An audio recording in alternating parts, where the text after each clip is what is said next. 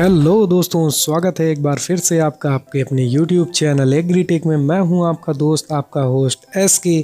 और आज की वीडियो में मैं आपको ये सोनालिका का जो मल्टी स्पीड का रोटावेटर है, इसका गियर बॉक्स किस तरह से आपको रिपेयर करना है वही दिखाने वाला हूं।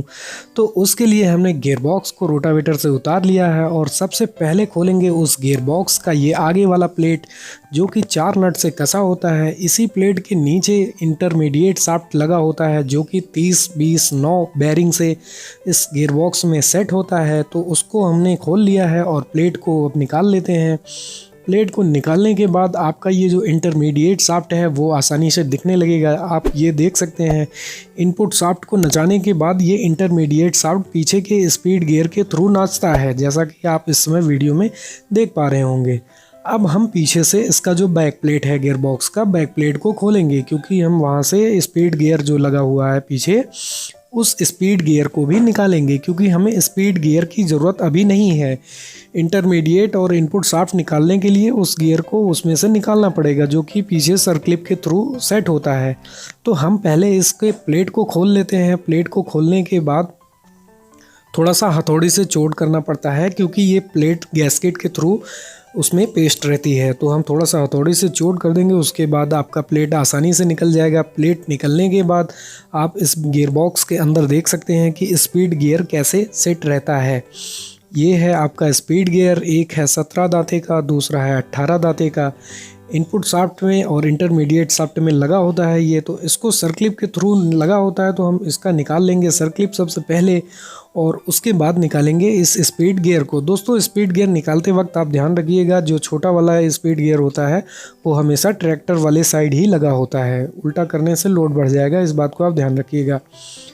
अब ये हमने इसका स्पीड गियर जो है पहले 17 वाला निकाल लिया, अब 18 वाला निकालते हैं। ये हमने 18 वाला भी निकाल लिया।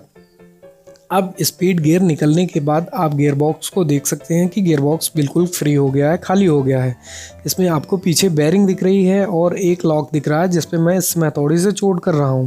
दोस्तों, इस गियर बॉक्स में मैंने बेरिंग नहीं चेंज किया है। अगर आपको बेरिंग चेंज करना होगा तभी ये पीछे वाला लॉक निकालिएगा और बेरिंग चेंज करिएगा।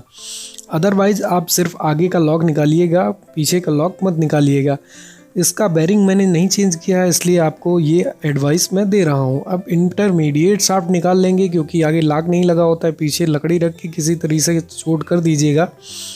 जैसे ही आप चोट करेंगे आपका इंटरमीडिएट शाफ्ट निकल जाएगा, जिसमें 11 दांते का क्राउन लगा होता है। ये आपका क्राउन और इंटरमीडिएट शाफ्ट अब गियर बॉक्स से बाहर आ चुका है। अब हम इस गियर बॉक्स को पलटेंगे और इसमें से इनपुट शाफ्ट निकालेंगे। इनपुट शाफ्ट को निकालने के लिए उसके ठीक आगे एक लॉक लगा होता है 30-20-9 नंबर का, उसको निकालेंगे हम। उसके आगे अलसील लगी होती है, वो तो इसमें लगी नहीं है, वो अभी मैं लगा के दिखाऊंगा। और पीछे से लकड़ी रख के जहाँ थोड़ी से चोट कीजिएगा, ये आपका इस तरह से इनपुट शाफ्ट बाहर आ जाएगा। बाहर आने के बाद इसमें आप देख सकते हैं एक बेरिंग पीछे और एक बेरिंग आगे लगी होती है। तो इसको दोस्तों आप डीजल वगैरह से धो लीजिएगा। अब जैसा कि आप देख सकते हैं हमारा गियर बॉक्स बिल्कुल फ्री हो गया है, लेकिन बेरिंग का जो कॉलर है वो इसमें लगा हुआ है, क्योंकि मुझे बेरिंग नहीं बदलनी है, सिर्फ इसको रिपेयर करना है। इसमें गियर टूट गया हुआ था और इसको जो है आवाज़ आ रही तो वही रिपेयर करना है। अब हम गियर बॉक्स में धीरे धीरे जो चीज़ें हमने निकाली थी उसको धो के उसके बाद धीरे धीरे फिट करेंगे। तो सबसे पहले हम फिट करेंगे इनपुट शाफ्ट को, क्योंकि हमने पीछे की बेरिंग नहीं निकाली थी। तो उसी तरीके से इनपुट शाफ्ट आगे से रख देंगे, वो बेरिंग के कॉलर पे जाके सेट हो जाएगा। और आगे के वाली बेरिंग का कॉलर भी रखेंगे। आगे वाली बेरिंग का कॉलर जब रखेंगे उसके बाद जो है धीरे धीरे हथौड़ी से चोट करेंगे, तो ये धीरे धीरे अपने घाट पे जाके सेट होना शुरू हो जाएगा। दोस्तों, हथौड़ी से चोट आप तभी तक कीजिएगा जब तक ये आपका गियर बॉक्स के बराबर नहीं आ जाता है। उसके बाद आपको छेनी या फिर कोई बड़ा बोल्ट लेके उससे चोट करना होगा। ये आपके लॉक का घाट कटा होता है, उसके पीछे ये बेरिंग जानी चाहिए। ये बेरिंग जब उस लॉक घाट के पीछे चली जाएगी तो आपका इनपुट शाफ्ट जो है प्रॉपर सेट हो जाएगा। उसके बाद ये सिम रखेंगे। दोस्तों, ये सिम मैं इसलिए रख रहा हूँ कि इस गियर बॉक्स में आवाज़ आ रही थी, तो अगर आपके गियर बॉक्स में भी आवाज़ आती हो तो आप लॉक निकाल के 1 या 2 सिम रख दीजिएगा। उसके बाद आपके गियर बॉक्स से आना आवाज़ बंद हो जाएगी। अब ये जो लॉक हमने निकाला था 30-20-9 वाला, इस लॉक को इसमें सेट कर देंगे। लॉक जैसा कि आप देख सकते हैं हमने लगा लिया है। दोस्तों अगर ये वीडियो आपको बहुत ही डिटेल में चाहिए हो तो आप मुझे व्हाट्सएप नंबर पे व्हाट्सएप कीजिएगा, मैं आपको ओरिजिनल वाली वीडियो सेंड कर दूंगा, वो देख के आप अपना रोटावेटर रिपेयर कर लीजिएगा। अब इसके आगे जो है ऑयल सील लगती है, लेकिन उससे पहले हम चेक करेंगे कि ये हमने जो लॉक बैठाया है ये प्रॉपर घाट में बैठ गया है या फिर नहीं बैठा हुआ है। उसके लिए पेचकस से आप लॉक के एक छोर से उसको चोट करिएगा, वो नाचेगा तो इसका मतलब है कि सही है।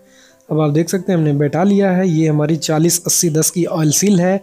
ऑयल सील में दोस्तों पुरानी गियरबॉक्स में बैठाने से पहले हमको एना बॉन्ड एडेसिव लगाना होता है, क्योंकि गियरबॉक्स पुराना हो जाता है तो उसमें कहीं ना कहीं से थोड़ा बहुत स्क्रैच आ जाता है। तो ये एना बॉन्ड क्या करेगा, एना बॉन्ड स्क्रैच को भरेगा, आपका रिसाव जो लीकेज होगा वो लीकेज नहीं होने देगा। दोस्तों ये मैं आपको ऑयल सील फिट करके नहीं दिखा पाऊँगा उसके लिए, क्योंकि वीडियो लंबी हो जाएगी। इसके लिए हमने एक वीडियो अलग से बनाया है जो आपके डिस्क्रिप्शन में भी मिल जाएगा और ऊपर आई बटन में मिल जाएगा, वहाँ से अगर आपको देखना है तो जाके देख लीजिएगा। उसके बाद ये इंटरमीडिएट शाफ्ट रखेंगे और ये इनका गियर 11 दांते का जो नया लगाया है हमने, उसको बैरिंग को उसमें से निकाल के नए वाले गियर में लगा के अब इसको गियर को हम रखेंगे उसमें। उसके बाद ये जो हमने 30-20-9 का कॉलर निकाला था उस कॉलर को ठोकेंगे धीरे धीरे, ताकि कॉलर जाके घाट में बैठ जाए। तो इस तरह से ठोकने के बाद फिर आपको छेनी की ज़रूरत पड़ेगी ताकि ये प्रॉपर जाके नीचे तक बैठे।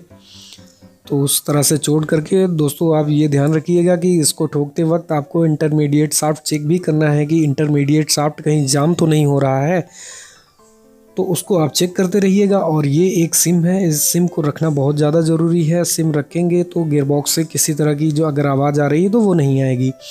उसके बाद ये एना बॉन्ड का जो एडहेसिव है उसको लगाएंगे ताकि प्लेट से किसी तरह का रिसाव ना हो। तो एना बॉन्ड की ये पेस्ट को आप प्रॉपर उस पर अप्लाई कर दीजिएगा। उसके बाद ही आप प्लेट को रख के 4 नट से टाइट कर दीजिएगा।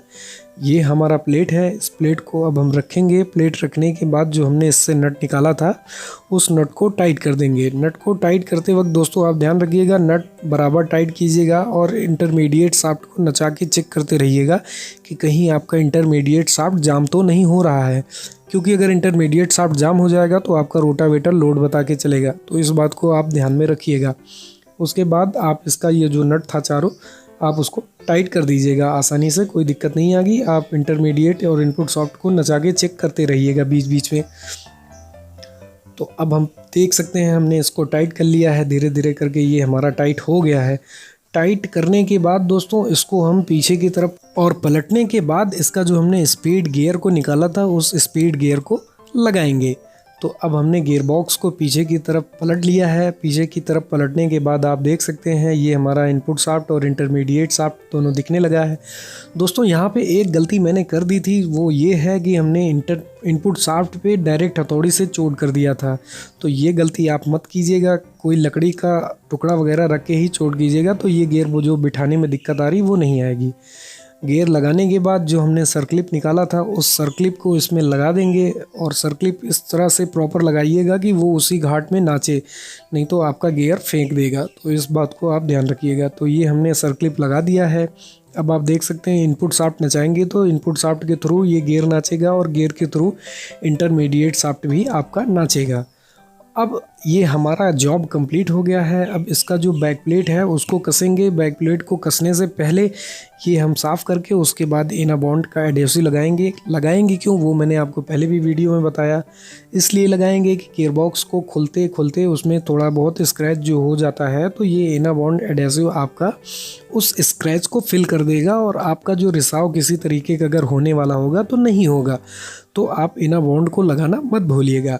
प्रॉपर एना बॉन्ड लगाने के बाद अब हम इसका बैक प्लेट रखेंगे और बैक प्लेट रखने के बाद ये जो हमने 8 नट खोला था वो 8 नट को लगाएंगे। इसमें 8 नट को लगाइएगा। उसके बाद आप दोस्तों एक एक नट को टाइट मत कीजिएगा, पहले आप थोड़ा थोड़ा टाइट कर लीजिएगा नट को, उसके बाद भी उसको प्रॉपर टाइट कीजिएगा। इस बात को आप ध्यान रखिएगा, वरना ये कास्ट आयरन का बैक प्लेट होता है, टूट भी सकता है। तो आप इस बात को ध्यान में रखिएगा, तभी इसको आप टाइट करिएगा।